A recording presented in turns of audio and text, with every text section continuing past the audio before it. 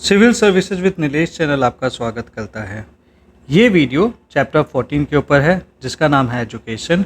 And India को अगर grow करना है तो इंडिया को अपने डेमोग्राफिक डिविडेंड का सही से यूज करने आना चाहिए। And for this reason it is important to educate your people so that उनके अंदर स्किल्स डेवलप हो सकें and India someday can be called as the developed nation. So ये टॉपिक इम्पॉर्टेंट है। ये इंडिया ईयर बुक की summary है जहाँ पे हमने 800-850 पन्ने की किताब को 140 पन्ने में कन्वर्ट इस तरीके से किया है जिससे उसके सारे जो भी इम्पॉर्टेंट चीज़ें हैं वो इसमें कवर अप हो जाए।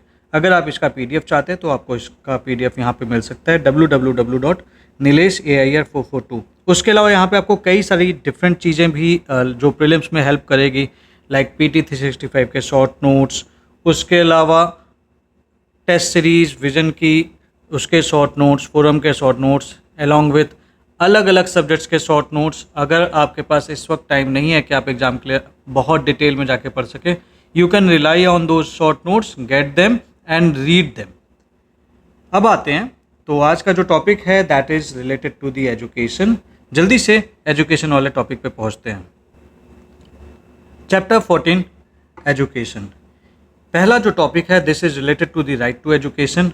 ऑल्दो ये टॉपिक इतना कॉमन है कि ज़्यादातर लोग इस चीज़ के बारे में जानते हैं, still if India year book has given it specially and और उसको बहुत ही डिटेल्ड वे में दिया है तो आपको इसके बारे में बहुत अच्छे से पता होना चाहिए। It was inserted by 86th constitutional amendment.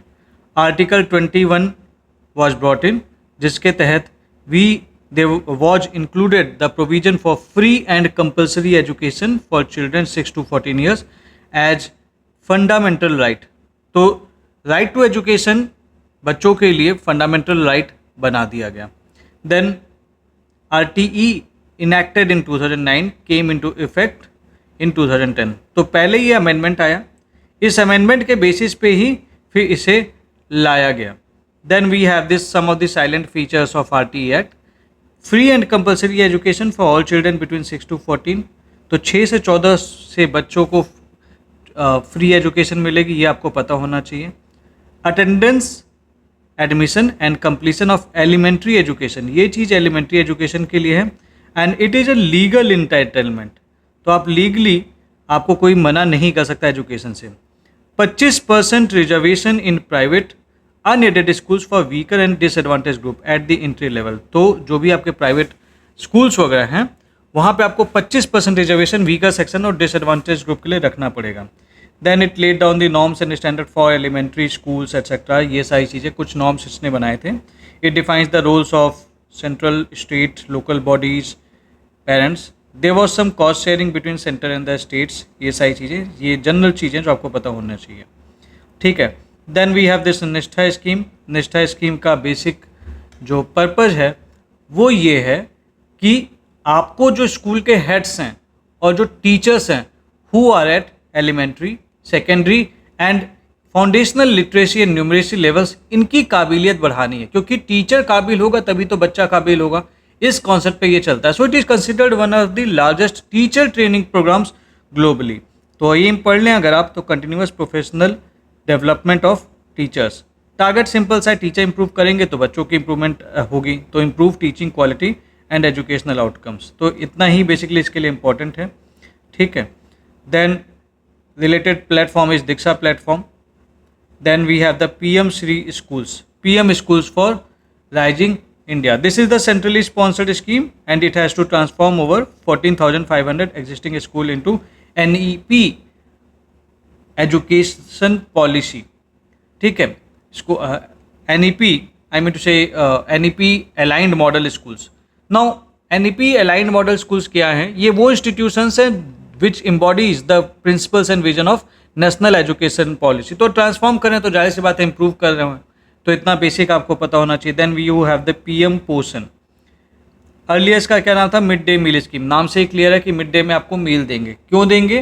ताकि आप स्कूल आएँ और आप स्कूल में प्रॉपरली इनरोल करें, स्कूल में रुकें, अटेंडेंस अपनी रखें और साइमल्टेनियसली आपका न्यूट्रिशनल लेवल भी इम्प्रूव हो। This is for class 1 to 6 and children in Bal Vatika in government and government aided schools, ये आपको पता होना चाहिए। Legal backing is national food security act, objective आपको मैंने बता ही दिया। देन यू हैव दिस तिथि भोजन। तिथि भोजन क्या होता है? तिथि भोजन में हम अपनी जो कम्युनिटी है उसके मेंबर्स को इनकरेज करते हैं कि आप न्यूट्रिशियस और हेल्दी फूड जो है वो बच्चों को दें on the special occasions. Participation देखिए पूरी तरह से वॉलंटरी है। Community members can contribute, other complete meal भी कंट्रीब्यूट कर सकते हैं, एडिशनल फूड आइटम भी दे सकते हैं, जैसे स्वीट्स हो गई, नमकीन हो गई, फ्रूट्स हो गए, स्प्राउट्स हो गए। तो this is a community participation. यहाँ पे मैं बता दूँ, this is not the substitute of mid day meals, this can supplement not work as the substitute. अब इसमें ये कुछ नाम दिए हुए थे तो जो कि आपका इंडिया ईयरबुक में थे, जैसे असम में से संप्रीति भोजन, हिमाचल प्रदेश में धाम, महाराष्ट्र में स्नेह भोजन, कर्नाटका में सेलग्गी नवो नींबू, पुदुचेरी में अन्नादनम, पंजाब में प्रीति भोज, राजस्थान में उत्सव भोज। तो ये आपको बेसिकली पता होना चाहिए because that was given in the India yearbook. Then we have this mid day meal rules, ठीक है, this was notified under this. तो मिड डे मील रूल्स किसके अंडर में नोटिफाई किया गया? नेशनल फूड सिक्योरिटी एक्ट, ठीक है। कुछ रूल्स बनाए गए ताकि क्वालिटी वगैरह बनी रह सके एंड रेगुलर सप्लाई हो सके। So there is the mandatory testing of food samples, तभी तो बच्चों को आप अच्छा खाना देंगे, तभी तो वो लोग आगे बढ़ पाएंगे लाइफ में, हेल्दी रहेंगे क्योंकि। Then school management committee, you have to play the supervisory roles. Subsidize food grains आपको 3 रुपये में राइस और वीट 2 रुपये किलो का मिल रहा था। पहले जो BPL रेट्स थे 5.65 फॉर राइस एंड दिस, इस पे नहीं, इस पे आपको मिलेगा। Food security allowance to be paid by the state government if meals are not serve due to any failure, मतलब अगर आप फूड नहीं मिल पाया तो आपको उसके लिए पैसा मिलेगा, ठीक है, ताकि आप खाना पीना खा सकें। देन मील टेस्टिंग की बात कर लेते हैं। तो मील टेस्टिंग कौन करेगा? CSIR लेबोरेटरी कर सकती है, NABL एक्रेडिटेड लैब्स कर सकते हैं, FSSAI रिकॉग्नाइज लैब्स कर सकते हैं। PM पोषण के अंदर में there is the social audit mandatory coverage that is 20 schools per district, मतलब social audit is mandated under the PM Poshan scheme and that is a very good thing because अगर social audit होगी तो फिर जवाबदेही बन जाएगी। देन आपके लिए जादुई पिटारा क्या है? Jadui Pitara is a play based learning teaching material which is tailored for children between the age group of 3 to 8 years. Then उसके बाद ये परख है। परख क्या है? ये मिनिस्ट्री ऑफ एजुकेशन का एक इनिशिएटिव है जिसका जो फोकस है it is on the comprehensive assessment of students performance, ठीक है, और उनको इम्प्रूव करना है so that they are moving beyond traditional exam based assessment and they are मतलब जो एजुकेशन है उसको और हॉलिस्टिक वे में वो पढ़ाई कर रहे हैं। Performance and assessment, review and analysis of knowledge for holistic development to bridge the gap between academics and industry by providing a platform for self-assessment of knowledge. Then you have this Diksha platform, one nation, one digital platform. ये एक national digital platform है that is providing high quality e-content including QR code energized textbook for all grades. ठीक है, तो एक nation एक digital platform है। बस इसमें देखो बहुत डिटेल में नहीं पूछेगा दीक्षा प्लेटफॉर्म किससे रिलेटेड है, एजुकेशन से रिलेटेड है या फिर आप इसमें क्या देते हैं, ई कंटेंट देते हैं, बुक्स देते हैं। सिमिलरली आप जैसे NCERT की आपकी जो भी बुक चाहिए आपको PDF मिल जाती है। देन मनोदर्पण दर्पण सेल, नाम से ही क्लियर है, ठीक है, to provide the psychological support and promote mental well being of the school students. This was launched under Atmanirbhar Bharat Abhiyan. Then you have this Vidyanjali, ठीक है, तो ये एक स्कूल वॉलंटियर प्रोग्राम है जहाँ पे आप विद्या देते हैं, ठीक है, to boost community and private sector participation in government schools. So this is a voluntary program and people can come and teach. Then you have this Ullas, understanding of lifelong learning of all in the schools. ठीक है, so this is the thing. इसका जो main purpose है that is to empower all non-literate adults, जो adults हैं जो literate नहीं हैं, जिनकी 15 साल या उससे ज़्यादा की उम्र है, और उनको foundational literacy, critical life skills and बाकी की एजुकेशन देनी है, ठीक है। Target group as adults aged 15 years, ये लिमिट याद रखना, हु मिस्ड फॉर्मल स्कूलिंग, ठीक है, basic learning, numeracy, life long learning. Then you have this implementation scheme, this is volunteer based model. Then you have this Malviya mission, ठीक है। Malviya mission में क्या है कि basically you want to revamp what the professional development of faculty in higher educational institutions. So this is it. Faculty training करनी है हमें, ठीक है. Then Vidyanjali scheme, this is again the repetition, ठीक है. तो you are basically strengthening and supporting schools by how? By actually taking the help of encouraging community and private sectors, ठीक है. So support academic support in schools via community and volunteer engagement. Then you have this उन्नत भारत अभियान. उन्नत भारत अभियान क्या है? इसका main purpose है कि जो हायर एजुकेशनल इंस्टीट्यूशंस हैं इसको रूरल इंडिया के साथ कनेक्ट करना है, so that there is the transformational change in the rural development programs. वही चीज़ यहाँ पे लिखी हुई है. आप लोकल प्रॉब्लम्स को आइडेंटिफाई करेंगे, सॉल्यूशंस देंगे, उस चीज़ों में इंप्रूवमेंट कराएंगे. Then you have the national digital library of India. This is the centralize digital repository for learning and research. अपने आप में ये क्लियर ही है. अब देखो यहाँ पे स्टेट वो बहुत डिटेल नहीं पूछेगा, आपसे मेनली पूछ लेगा कि ये है क्या, ये किससे रिलेटेड है. तो अगर आप नाम और कनेक्शन भी याद है ना तो आप क्वेश्चन कर ले जाएंगे. Then we you have this Samvay. Question पूछेगा, आपको ये फुल फॉर्म नहीं देगा, बोलेगा Samvay is related to what. It ensures seamless mobility between vocational and academic education. Skill assessment metrics for vocational advancement of youth. तो सीधी सी बात है, इससे क्या होगा? It will be bridging the gap between vocational education and academic education. ठीक है. Then you have this सक्षम scholarship. किसके लिए? डिफरेंशियली एबल्ड स्टूडेंट्स है के लिए है, ताकि वो टेक्निकल एजुकेशन पा सके. 5 करोड़ तक का पैसा मिल सकता है, tuition plus incidental. Then you have this Pragati scholarship. किसके लिए? गर्ल्स स्टूडेंट्स के लिए, ताकि गर्ल्स का पार्टिसिपेशन बढ़े. Then you have this Ishan Vikas. Ishan Vikas के बारे में अगर हम बात करें, then this is the academic exposure programme. किसके लिए है? नॉर्थ ईस्ट स्टूडेंट्स के लिए है. देन यू हैव दिस उन्नत भारत अभियान. उन्नत भारत क्या है? To connect the higher educational institutions with rural India. ये भी जस्ट डिस्कस किया था. This is a repetition. Then you have this स्वयं.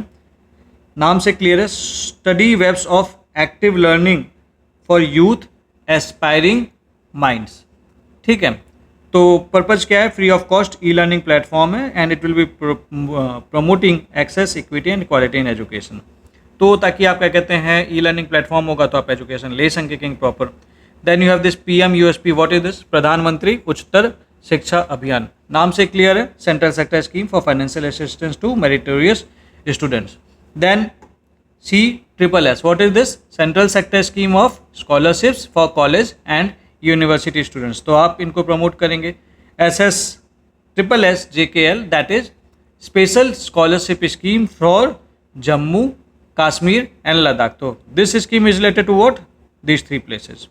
Then you have this CSIS. This is what? Central Sector Interest Subsidy on Educational Loans. तो clear है. देखो मतलब इसमें कुछ एक्सप्लेन करने वाला नहीं है. तो इट इज़ इम्पॉर्टेंट कि भाई आपको बेसिकली ये पता होना चाहिए ये चीज़ें किससे रिलेटेड है. इतना कर लोगे ना तो क्वेश्चंस आपके हो जाएंगे and definitely you will be able to attempt the question. Then GIAN की बात कर लें. जियान जो भी बोलना चाहें. Global initiative for academic network. ठीक है. इसका पर्पज़ क्या है कि हमें जो टॉप इंटरनेशनल एकेडमिशियंस हैं या फिर इंडस्ट्री एक्सपर्ट्स हैं उसको हमें इंडियन इंस्टीट्यूशंस के पास लेके लाना है ताकि they can provide the short term teaching and knowledge sharing. तो नॉलेज शेयरिंग होगी तो वहाँ पे भी इंप्रूवमेंट होगा. Invite top global experts to teach and interact in the Indian institutions. And finally this topic copyright in India. ठीक है. तो this is the governing law is copyright act. Copyright acquisition क्या है? So it comes into existence as soon as the work is created. Copyright acquisition. कोई formal registration required नहीं है copyright के लिए. द मोमेंट यू आर, अगर आपने पहले काम प्रोड्यूस किया है, it comes into existence. Registration certificate can only serve as the prima facie evidence in court during ownership dispute. तो इसलिए कहा जाता है कि भैया रजिस्टर करा लीजिए, otherwise it comes into existence as soon as the work is created. ठीक है. वर्क, तो ये आप ये याद कर लीजिएगा कि दिस इज़ ऑटोमेटिक. एक्चुअली ये बहुत लोग कंफ्यूज हो जाते हैं यहाँ पे. देन क्या क्या काम आपका प्रोटेक्टेड है? Then original literary works like software, musical artistic work, cinematographic films, sound recordings. Then you have the procedure for copyright registration के लिए कैसे कर सकते हैं, ये सीधा सीधा लिखा है, वो ये आपसे पूछेंगे नहीं. Copyright board, that is the quasi judicial body. ये उसके काम है. बोर्ड है एंड क्वासी जुडिशियल बॉडी है तो ये सारे काम तो वो कर ही रहा होगा. ठीक है. Next topic as on welfare. जल्दी मिलते हैं एंड इस टॉपिक को भी कंप्लीट करते हैं। वीडियो देखते रहिए एंड इस वीडियो को देखने के अलावा आप कंप्लीट करते चलिए। देखिए, वेट मत कीजिए कि लास्ट में जब पूरा कंप्लीट हो जाएगा तब देखना शुरू करेंगे। अगर आप ऐसा कर रहे हैं तो आप बहुत बड़ी गलती करेंगे, क्योंकि 15-15 मिनट का वीडियो आ रहा है, कभी आधे घंटे का आ रहा है, देख डालो और बाद में आप इसको रिवाइज कर डालो। देखते देखते आपको पता नहीं चला, हम लगभग हाफ इंडिया ईयर बुक हमने ख़त्म कर लिया। 5 तारीख तक मैं ख़त्म करवा दूंगा। उसके अलावा इस टाइम पे अगर आपको नहीं समझ में आ रहा है क्या पढ़ें, तो मेरा आपको एक एडवाइस है, हमने कुछ शॉर्ट नोट्स बना रखे हैं जो कि आपको यहाँ पे अवेलेबल है। सारे सब्जेक्ट के शॉर्ट नोट्स हैं। उसके अलावा PT 365 के शॉर्ट नोट्स है। जिस करंट अफेयर्स के लिए बिल्कुल नहीं परेशान होना है, ये नोट्स पढ़ लीजिए, आपका करंट अफेयर्स कवर हो जाएगा।